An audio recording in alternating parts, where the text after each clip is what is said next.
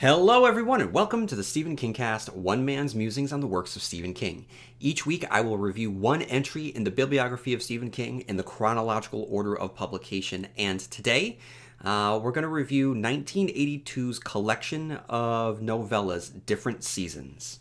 Different Seasons collects 4 novellas, one for each season, and the influence of this publication is undeniable. It's like a magic book, straight out of a Stephen King story. Did King steal the pages from the leaves of a magic tree in a faraway land? Or did he sell something of his to some shadowy figure for the story's successes? Regardless, as I said, the enduring legacy of this publication is completely without question. Of the 4 stories collected, 3 have been adapted into film, and of those 3, 2 are considered among the most beloved feel-good films of all time. The 3 films are Apt Pupil, Stand By Me, and The Shawshank Redemption. While I don't have an opinion of the film adaptation of Apt Pupil because I've only seen it once when it first came out, I feel as though it wouldn't be out of line to call Stand By Me, adapted from The Body, the most popularized, poignant movie of the 1980s, and Shawshank having the same distinction for the 90s. And I think if they make a Joyland movie, and if it's made with the right filmmaker, I believe that it would round out a thematic trilogy started with the 2 movies that I just referenced. For today's podcast episode, I will review one of these stories, the one I'd argue is the most famous of the 4, the one with the longest title, fitting for the amount of time that takes place from its beginning to its end. The now classic story about hope against all odds, a tale about the unfaltering strength of the human spirit, of triumph, and despite its setting, because of its setting, a story very much about freedom. A story entitled Rita Hayworth and the Shawshank Redemption. Before I get into my review, I will read the Wikipedia summary so I have a basis upon which I can build my analysis. Andy Dufresne, a banker from Maine, is arrested for the double murder of his wife and her lover. He is sent to Shawshank Prison for life. At the prison, he meets Red, a prisoner who specializes in procuring items from the outside world. As a free man, Andy has been a rock hound, so he asks Red to get him a rock hammer, a tool he uses to shape the rocks he finds in the exercise yard in small sculptures. Of the next items he orders from Red is a large poster of Rita Hayworth. Over the ensuing years, Andy regularly requests more posters from Red, including pinups of Marilyn Monroe and Jane Mansfield. When asked, Andy tells Red that he likes to imagine he can step through the pictures and be with the actresses. One day, Andy and the other prisoners are tarring a roof when Andy overhears a guard complaining about the amount of tax he will have to pay on a sum of money bequeathed to him. Andy approaches the guard and tells him a way that can legally shelter the money from taxation. A gang of predatory prisoners called the Sisters, led by Boggs Diamond, rapes any prisoner they can, and Andy is no exception. However, when Andy makes himself useful to the guards, they protect him from the Sisters. One night, Boggs is found in his cell unconscious and severely beaten. Andy is also allowed to stay alone in his cell instead of having a cellmate like most other prisoners. Andy's work assignment is later shifted from the laundry to the prison's library. The new assignment also allows Andy to spend more time doing financial paperwork for the staff. Andy applies for the Maine State Senate for funding to expand the library. For years, he gets no response to his weekly letters until the Senate finally sends him $200, thinking Andy will stop requesting funds. Instead of ceasing his letter writing, he starts writing twice as often. His diligent work results in a major expansion of the library's collection, and he also helps a number of prisoners earn equivalency diplomas. The warden of Shawshank, Norton, also realizes that a man of Andy's skills is useful. He has started a program called Inside Out, where convicts do work outside of the prison for slave wages. Normal companies outside cannot compete with the cost of Inside Out workers, so they offer Norton bribes not to bid for contracts. The cash has to be laundered somehow, and Andy makes himself useful here as well. One day, Andy hears from another prisoner, Tommy Williams, whose former cellmate had bragged about killing a rich golfer and a lawyer's wife. Andy latches on to the idea that the lawyer would have easily been mixed up with the banker, the professions being similarly viewed by the uneducated public when framing the lawyer for the crime.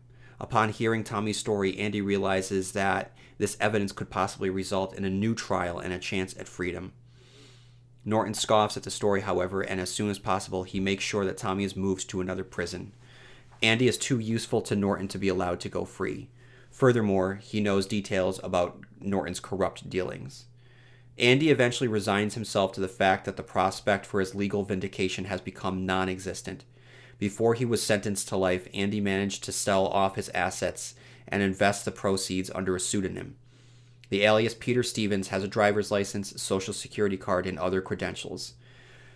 The documents required to claim Stevens' assets and assume his identity are in a safe deposit box in a Portland bank. The key to the box is hidden under a rock along a wall lining in a hayfield of the small town of Buxton, not far from Shawshank. After 18 years in prison, Andy shares the information with Red, describing exactly how to find the place and how one day Peter Stevens will own a small seaside resort hotel in Zihuatanejo, Mexico.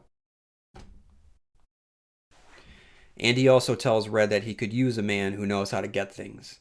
Red, confused about why Andy has confided this information in him, reflects on Andy's continued ability to surprise. One morning, after he had been incarcerated for nearly 27 years, Andy disappears from his locked cell. After searching the prison grounds and surrounding area without finding any sign of him, the warden looks in Andy's cell and discovers that the current poster pasted to his wall of a young Linda Ronstadt, Raquel Welch in the film adaptation of the novella. It covers a man-sized hole. Andy had once used his rock hammer to not just shape rocks, but to carve a hole through the wall. Once through the wall, he broke into a sewage pipe, crawled through it, emerged into a field beyond the prisoner's outer perimeter, and vanished. His prison uniform is found 2 miles away from the outfall. How he made good on his escape with no equipment, clothing, or known accomplices, nobody can determine.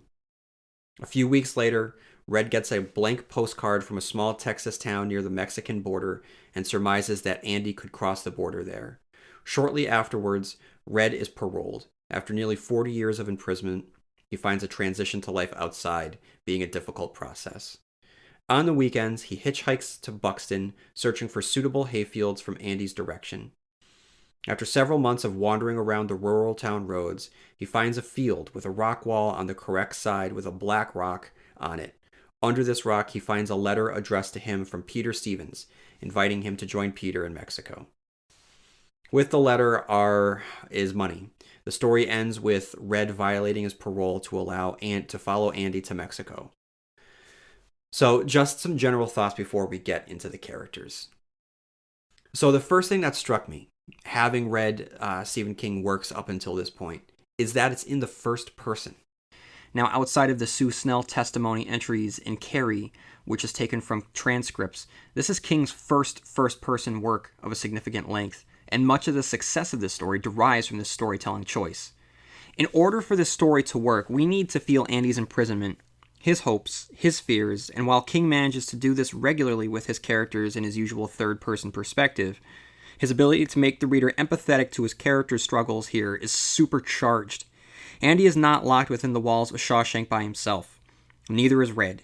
Each of us are with them, and King is the one who led us willingly to behind the bars like some Pied Piper of penitentiaries. Now, although it does take place in the first person, I did notice a little bit of a cheat here on page 64. And just so you know, I'm reading the paperback Plume edition. I don't know what date it's from, but it's a strange cover. There's just a naked baby on it. I don't really get why. I guess different seasons it's suggesting the different stages of someone's life, and here it's focusing on the birth, but it's a strange cover. Anyway, on page 64, King breaks the first person perspective. It's still first person. It's the story still coming from Red, but it's technically a cheat. It's a scene related from Andy to Red and from Red to us, but the scene functions just like a third-person narrative, all of a sudden including dialogue between two characters, Andy and Norton, in a conversation that our narrator was never present for. So that's a glaring error in the structure of this novella. I understand the necessity, because we have to understand the frustration that Andy is feeling, because we need to, in order to feel that moment of despair when he realizes basically what's happening here is this is the scene where Andy goes to Norton when he finds out about the possibility of freedom with the fact that his killer is out there and has been identified and he can have a new trial, and Norton just waves it away. And so we need to be there, and there's really no good way for Red to be in that scene, because there's no way that Norton would allow Red to be that in a conversation with Andy when Andy is so aware of the shady dealings with Norton. So King had to convey it to us somehow, so he conveys it through Red, but Red just changes his storytelling technique, and all of a sudden it's not from his perspective anymore. He's kind of adopted the perspective of Andy in that moment. And he's not referring to Andy as I, he's still referring to him as Andy, but the level of detail that he's able to describe for a situation that he wasn't there to see doesn't really jive with the other scenes where he described events that he wasn't a part of. So that, to me, that particular scene is just an example of Stephen King just showing his hand a little bit more than he did for the rest of the novel. So it's the one thing that seemed out of place in an otherwise perfect short story. So I want to talk about the importance of the setting here, because notice that the title isn't Rita Hayworth and the Dufresne Redemption. Andy might be our hero and Red our narrator, but if you want to argue that Shawshank is the star of the story, I'm not going to stop you. King knows this and stresses the importance of realizing the physicality of the prison within the mind of the reader, detailing its layout on pages 26 and 27. It's so important because it gives us a sense of geography, because these characters spend so many years of their lives, and the story isn't very long. It's just it's over 100 pages and that's it.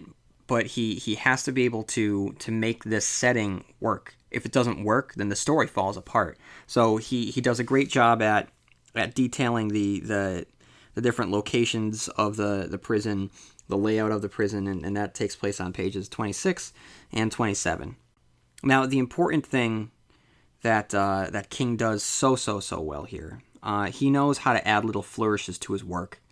That reminds me of a quote from his son, author Joe Hill, who said something along the lines of, "My father has forgotten more about the craft of writing than I'll ever learn about it." Such a technique is in his almost effortless ability to tease the reader, to draw them in.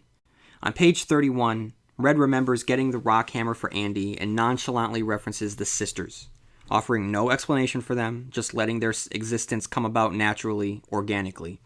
It's a little spice that makes our literary taste buds come alive, giving an extra flavor to the scene, only later explaining who the sisters are.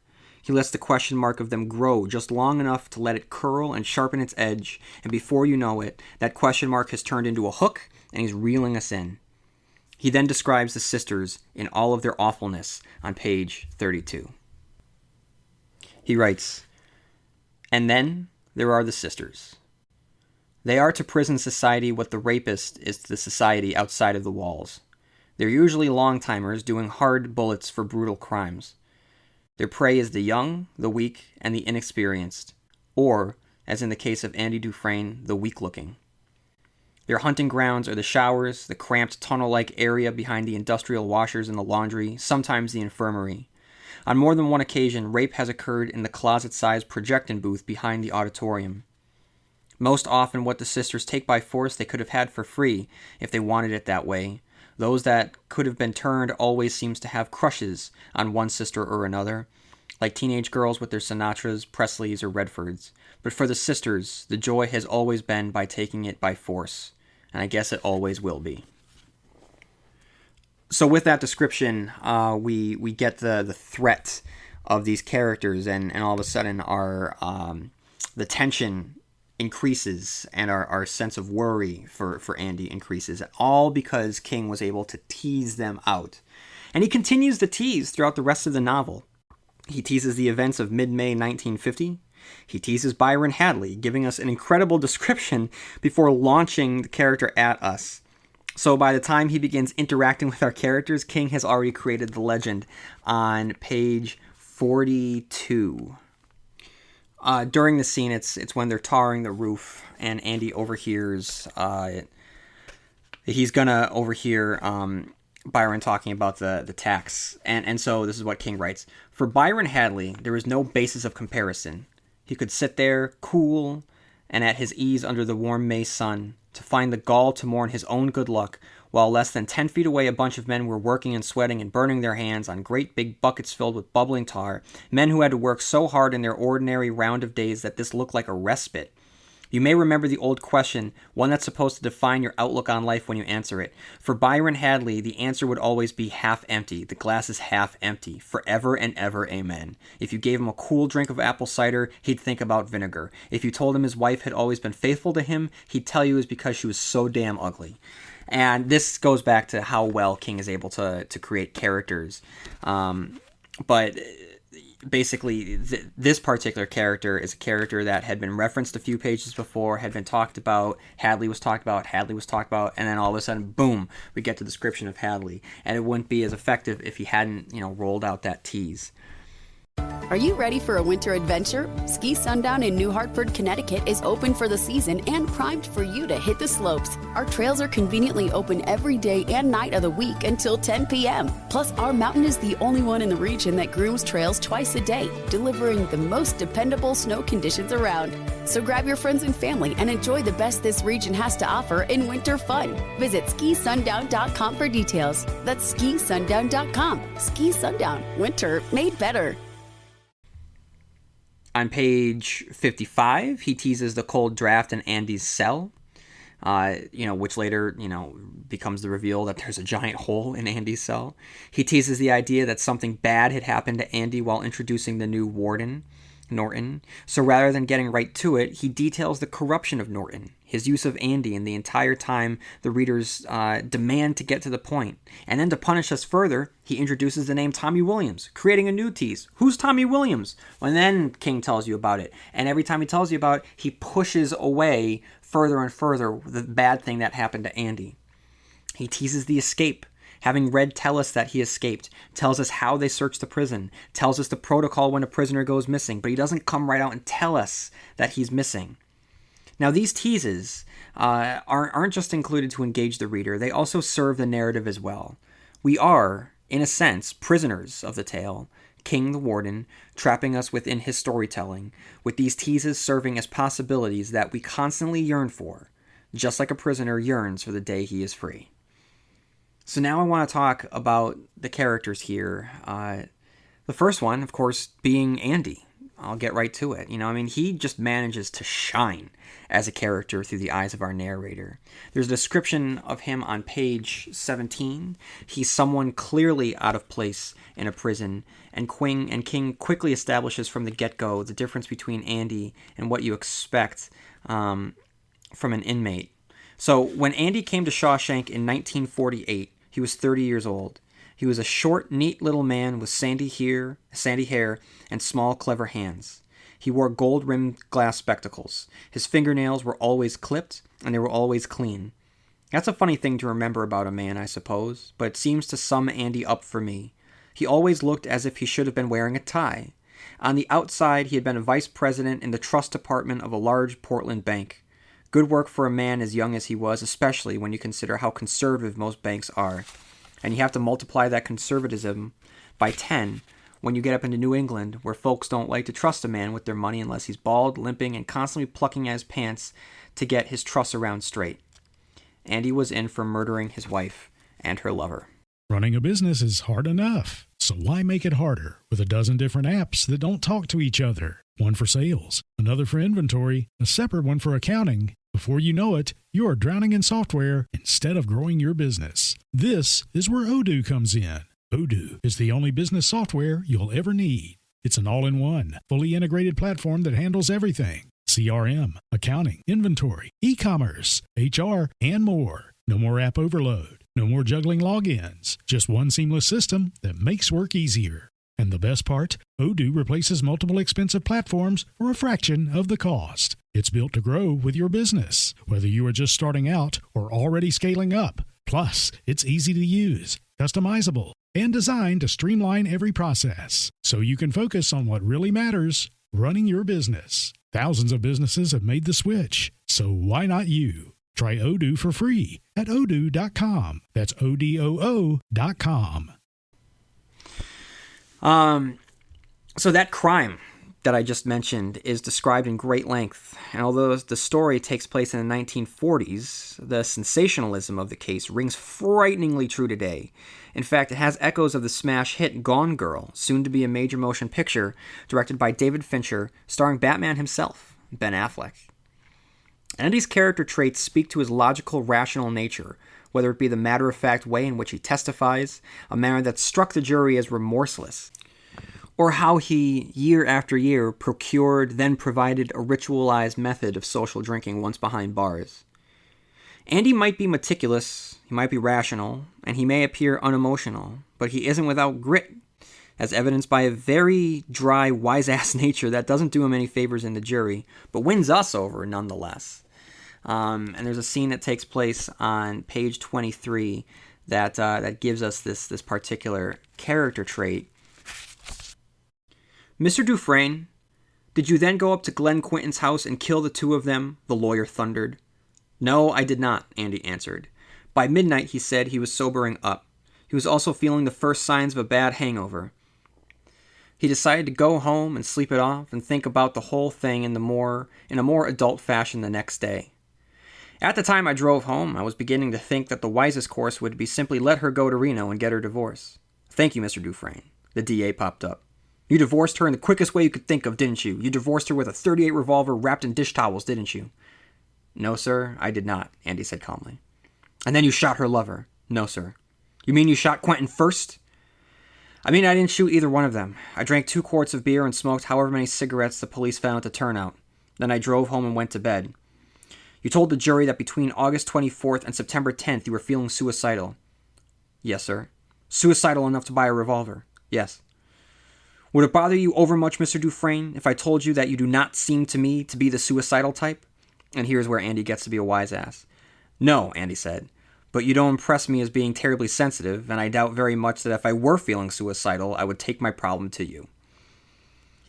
So, I love that line because it shows his quick wit, and it shows that he's meticulous, but he's not without making mistakes, because it doesn't really win him over any favors on the jury, even though it definitely makes us like him a little bit more. The novella might take place within a familiar world, one closer to our own than, say Salem's Lot, and especially his most recent at the time, The Dark Tower. But make no mistake, Andy Dufresne, for all of his layers of being the everyman, is really anything but.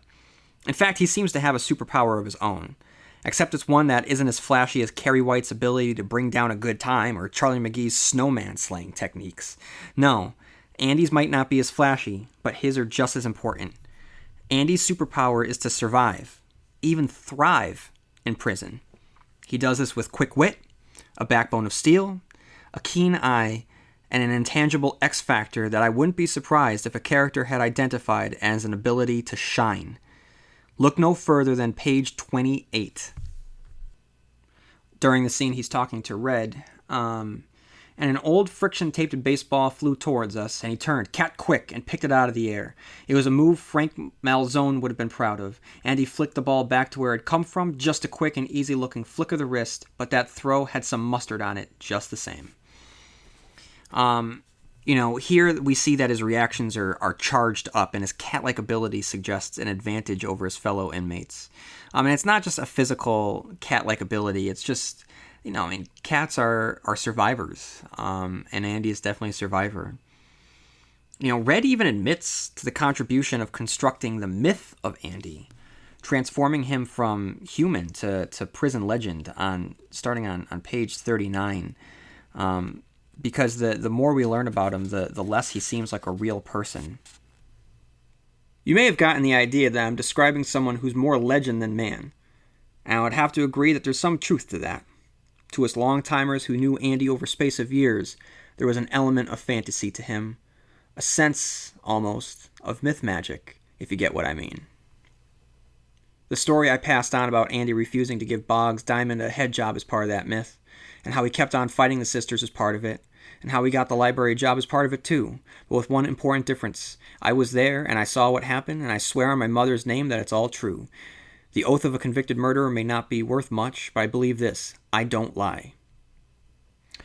So in short, Andy might look like a small fish, but he's actually a shark. His request for the rock hammer defines the strength of this character. You get a sense that the request is just a quirky trait, the kind of thing that others find so off-putting about him, when in fact it illustrates his cunning and his perseverance.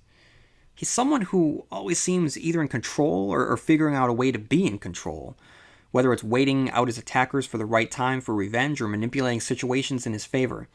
Look no further than his manipulations of Hadley, who had come into a son of money and is afraid that the IRS is going to tax him to death. Dufresne immediately inserts himself into the situation, even if it means certain harm, and by the end, he may be in prison, but he's not imprisoned.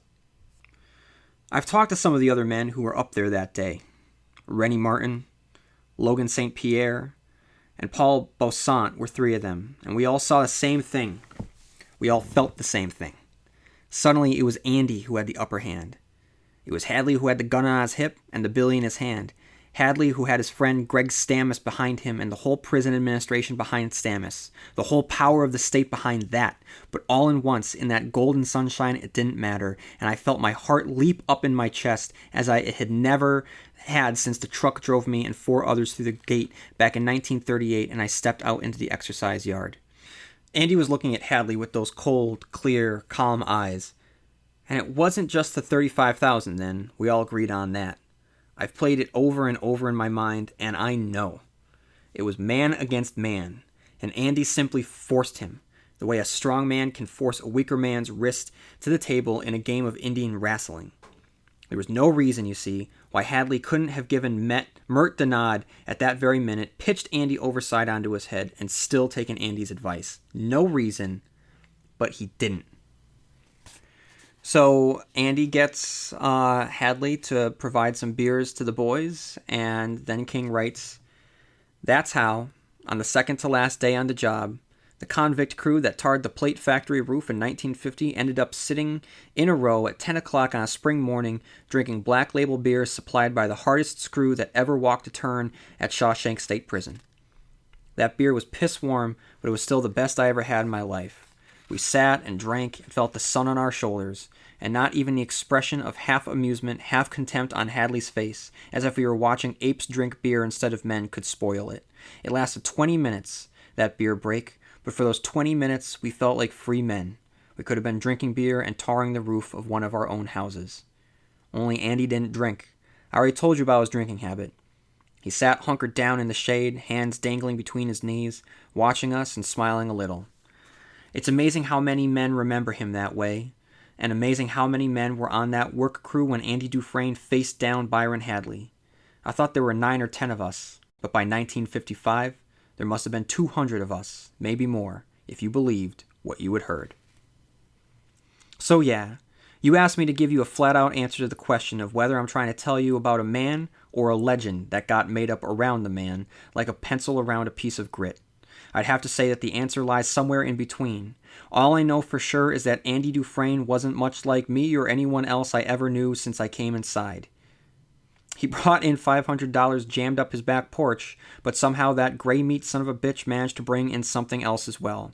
A sense of his own worth, maybe, or a feeling that he would be the winner in the end, or maybe it was only a sense of freedom, even inside these goddamn gray walls. It was a kind of inner light that he carried around with him. So this not only demonstrates his brilliance, what he was able to do with Hadley, but it also grows his mythology as evidenced by Red.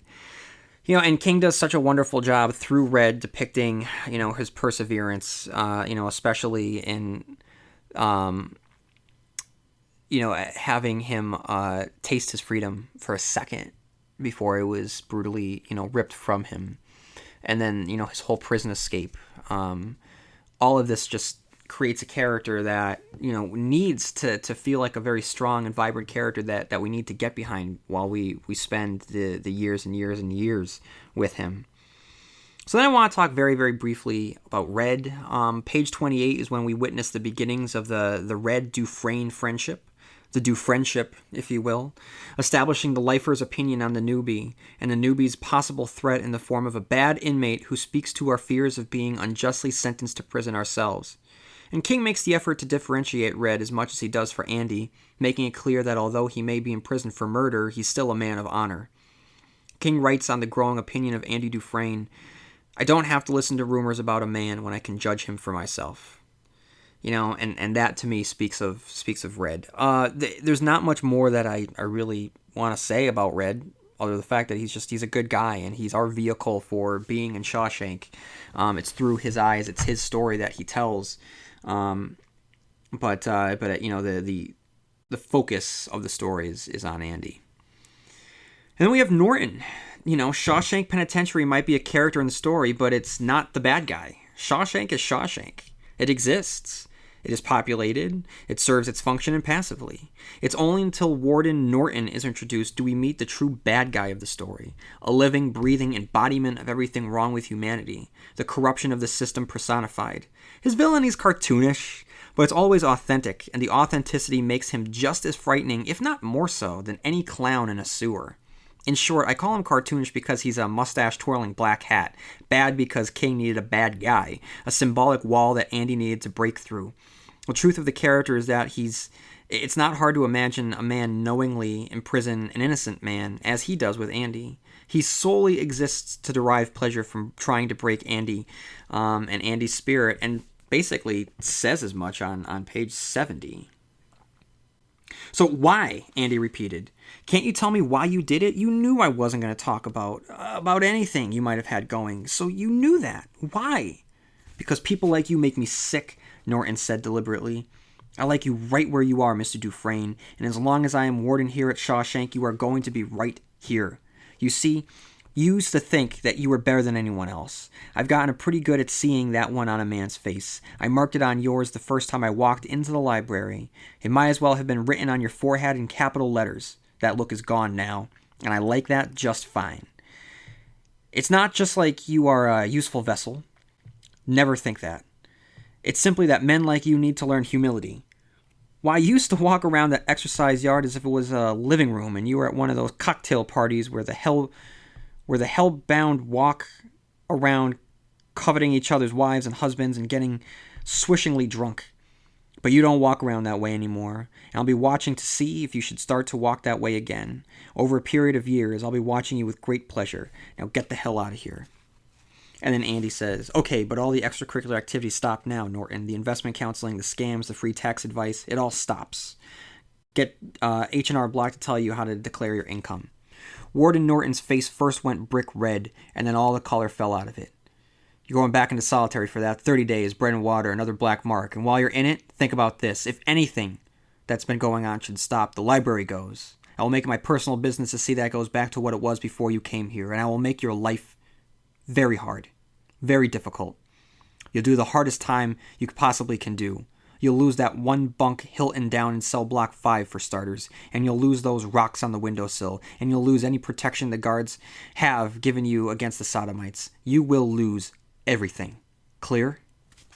It was clear enough. So his assault on Andy's freedom damages Andy, but it doesn't break him. In fact, with what comes next proves that's always darkest before the dawn. So on page 74, Andy begins filling Red in on his plans after prison, which again speaks to his ingenuity. We know how Andy will survive when he gets out of prison. We just don't know how he's going to get out of prison. But when he gets out of prison, it's that much more triumphant because of the depiction of Norton, how awful he is. So now has come time for Stephen Kingisms, which is the tricks and tropes and traits of Stephen King. There's not many, but there's definitely a couple. The first is that Castle Rock is referenced. Castle Rock being the fictional small town that Stephen King populates his characters in. And stay tuned in a couple weeks as we get to The Body, which will be a story set entirely within Castle Rock. And then we have a quasi-Kingism. On page 54, Red states that the only roommate Andy ever had was a big Indian named Chief. Now, King loves his pop culture references, and a few years before, The Shining's very own Jack Nicholson had starred in One Flew Over the Cuckoo's Nest, a story involving a silent Native American named Chief. Not only does he drop the drop in this reference, but he also sets up a connective tissue between the two, both being about men trapped behind regimes designed to crush the spirit, both involving the escape of a major character. And that's really all that I have. Sorry, my dog is insisting that I get her water. I'm almost done. Okay, can you just calm down? I'm almost done. So then we have the only thing that's left is our quote, which can be found on page 4. I'll be back. I'm gonna go feed the beast. So I've returned, and the dog is nice and hydrated now. Anyway, so the quote I think is a good takeaway from the short story is on page 55. I asked him once what the posters meant to him, and he gave me a peculiar, surprised sort of look. Why, they mean the same thing to me as they do most cons, I guess, he said. Freedom. You look at those pretty women and you feel like you could almost, not quite, but almost, step right through and be beside them. Be free. I guess that's why I always liked Raquel Welch the best. It wasn't just her. It was that beach she was standing on. Looked like she was down in Mexico somewhere, someplace quiet, where a man would be able to hear himself think. Didn't you ever feel that way about a picture, Red? That you could almost step right through it. And I think that that's exactly what he does. And Stephen King, this won't be the first time Stephen King, this is the first time he plays with the idea of stepping through a magic doorway, but it's not going to be the last. So stay tuned, constant reader, because eventually we'll be getting to the drawing of the 3. And that's all I have to say today about Rita Hayworth and the Shawshank Redemption. Stick around next week as I review Frank Darabont's classic feel-good movie, TNT's most popular movie of all time, and that, of course, would be The Shawshank Redemption. And in the meantime, feel free to write in a review on Apple Podcasts and send me your thoughts at stephenkingcast@yahoo.com. You can follow me on TikTok, Blue Sky, Instagram, on Facebook. And in the meantime, everybody, may you have long days and pleasant nights, and I will see you here next week where MOON spells Stephen King Cast.